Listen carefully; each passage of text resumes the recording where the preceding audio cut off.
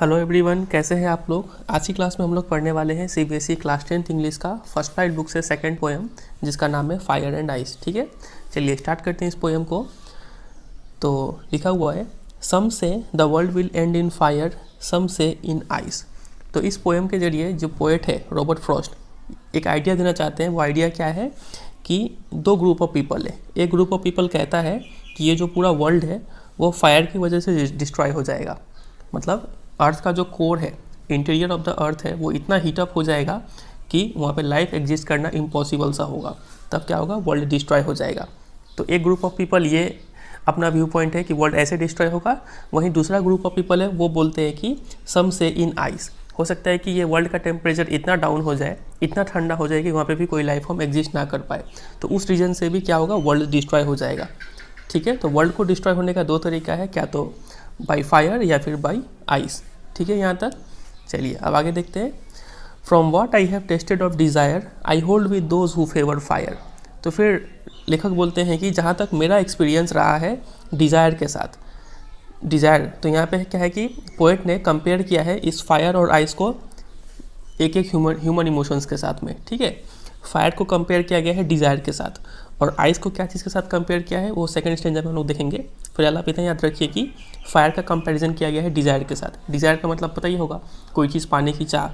ठीक है, तो लेखक बोलते हैं कि from what I have tested of desire, मतलब कि जहाँ तक मेरा एक्सपीरियंस रहा है डिज़ायर के साथ, तो I hold with those who favour fire, तो हम उसके साथ खड़े होंगे जो फायर को फेवर करते हैं। मतलब जो लोग बोलते हैं कि वर्ल्ड फायर की वजह से डिस्ट्रॉय होगा, तो हम उनके साथ खड़े हैं। क्योंकि मेरा जहाँ तक एक्सपीरियंस है कि डिज़ायर जो है, कोई चीज़ पाने का चाह है, इंसान का जो ग्रीड है वो कभी एंड नहीं होता है, और उस वजह से ये ठीक फायर की तरह ये पूरे वर्ल्ड को क्या करेगा, डिस्ट्रॉय कर देगा। ठीक है यहाँ तक। तो चलिए अब हम लोग शिफ्ट करते हैं सेकंड स्टेंजा में।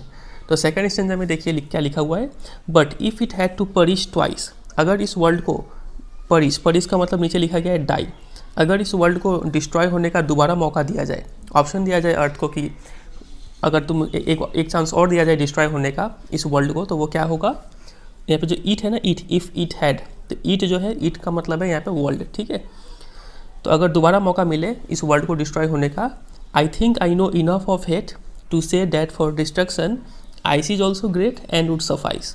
तो लेखक बोलते हैं कि अगर दोबारा मौका दिया जाए तो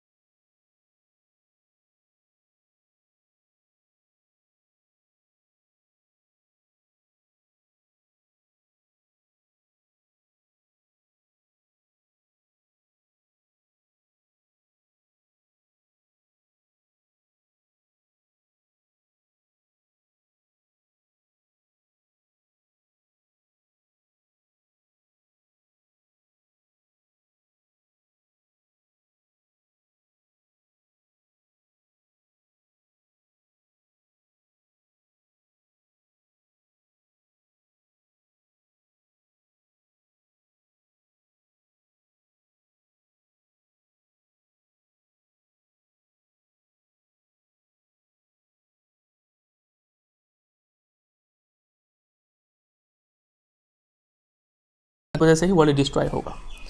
तो बस इतना ही था ये पोएम। उम्मीद करते हैं आपको समझ में आया होगा। चलिए अब हम लोग देखेंगे राइमिंग स्कीम क्या है इस पोएम का। तो राइमिंग स्कीम आपको पता है हम लोग कैसे करते हैं।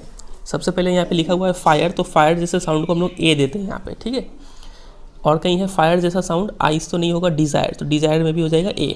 फिर से फायर, तो फिर से ए। Twice, hate, ice, great, suffice. अब फायर जैसा वर्ड नहीं है। ठीक है, चलिए अब आइस आया नया साउंड, तो इसके लिए हम लोग देते हैं बी।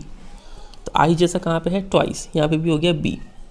फिर आइस, यहाँ पे भी बी, और ग्रेट और सफाइस यहाँ पे भी बी। ठीक है, और ये बचा हेट, तो हेट के लिए अगर हम सी दे तो यहाँ पे ग्रेट, ग्रेट के लिए भी सी। तो राइमिंग स्कीम हो गया ए बी ए, फिर हो गया आपका ए बी सी, और फिर बी सी बी। ठीक है, चलिए अब हम लोग बात करेंगे पोएटिक डिवाइस के ऊपर। तो सबसे पहला जो पोएटिक डिवाइस है हमारा वो है ये एलिटरेशन। एलिटरेशन का मतलब क्या होता है कि एक ही लाइन में, ठीक है, एक ही लाइन में अगर दो क्लोजली प्लेस्ड वर्ड का साउंड सेम हो, ठीक है, तो हम लोग बोलते हैं कि वहाँ पे एलिट्रेशन है, जैसे कि वर्ल्ड विल, ठीक है, क्लोजली प्लेस्ड वर्ड है और दोनों का जो इनिशियल साउंड है वो सेम है, वर्ल्ड विल, वो, ठीक है। वैसे यहाँ पे सम से स साउंड आ रहा है तो यहाँ भी एलिट्रेशन यूज़ हुआ है। और कहीं है ये रहा फेवर फायर, तो एफ साउंड रिपीट हो रहा है तो यहाँ पे भी पोएटिक डिवाइस हो गया एलिट्रेशन, ठीक है। यहाँ तक चलिए, ये हो गया पहला पोएटिक डिवाइस। दूसरे पोएटिक डिवाइस से हम लोग मूव करेंगे। अब दूसरा पोएटिक डिवाइस है हमारा असोनेंस। असोनेंस क्या होता है कि repetition of vowel sound in a line. अगर ये लाइन को आप देखें तो यहाँ पे देखेंगे hold, those, who, favour, O sound कुछ ज़्यादा ही रिपीट हो रहा है, ओ साउंड प्रोमिनेंट है यहाँ पे, ठीक है। तो यहाँ पे ओ एक वॉवेल है तो यहाँ पे पोएटिक डिवाइस क्या हो गया असोनेंस, ठीक है। अगर कोई कॉन्सोनेंट साउंड रिपीट हो रहा होता तो हम लोग बोलते हैं कॉन्सोनेंस। आगे के पॉइंट्स में हम लोग देखेंगे, फिलहाल इस लाइन में पोएटिक डिवाइस है असोनेंस, ठीक है, ओ साउंड रिपीट हो रहा है। ये हो गया दूसरा। अगर तीसरे पे हम लोग मूव करें तो तीसरा है हमारा एनाफोरा। अब एनाफोरा क्या होता है कि मान लीजिए ये दो लाइन है, दोनों लाइन का इनिशियल वर्ड देखिए, वर्ड या फिर एक्सप्रेशन भी बोल सकते हैं क्योंकि दो वर्ड यहाँ पे, तो सम से दोनों का इनिशियल वर्ड या फिर एक्सप्रेशन सेम हो तो यहाँ पे पोएटिक डिवाइस जो है वो है एनाफोरा, ठीक है।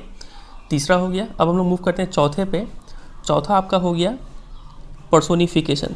थ्रू आउट द पोएम में ये फायर एंड आइस को बोला गया कि दोनों डिस्ट्रॉय कर देगा, ग्रेट है, तो उसको पर्सोनिफाई किया गया है। इनएनिमेट ऑब्जेक्ट मतलब नॉन लिविंग थिंग्स को एक लिविंग थिंग की तरह प्रस्तुत किया गया है, तो personification through out the poem poetic device है, ठीक है। चौथा हो गया। अब हम लोग मूव करते हैं पाँचवें पर। पाँचवा आपका हो जाएगा एंजॉयमेंट।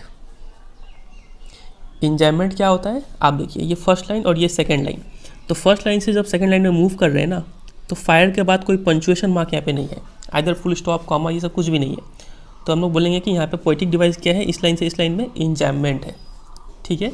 सिमिलरली डिज़ायर से फायर में जब मूव कर रहे हैं तो डिज़ायर के यहाँ पे ना कोई कॉमा है ना फुल स्टॉप है, तो यहाँ पे भी पोएटिक डिवाइस हो गया एंजॉयमेंट। और कहीं होगा एंजॉयमेंट, ये रहा हेड से आइस में आ रहे हैं तो एंजॉयमेंट, आइस से ग्रेट में जा रहे हैं तो एंजॉयमेंट, ग्रेट से सफाइस में जा रहे हैं तो एंजॉयमेंट। बस तो इतना पोएटिक डिवाइस हो गया। बस तो इतना, यही 5 पोएटिक डिवाइस है यहाँ पे, और कुछ छूटा तो नहीं, बस इतना ही है। तो उम्मीद करते हैं आपको आज का पोएम समझ में आया होगा, और वीडियो अच्छा लगा तो वीडियो को जरूर एक लाइक कर दीजिए, दोस्तों के साथ शेयर कीजिए और चैनल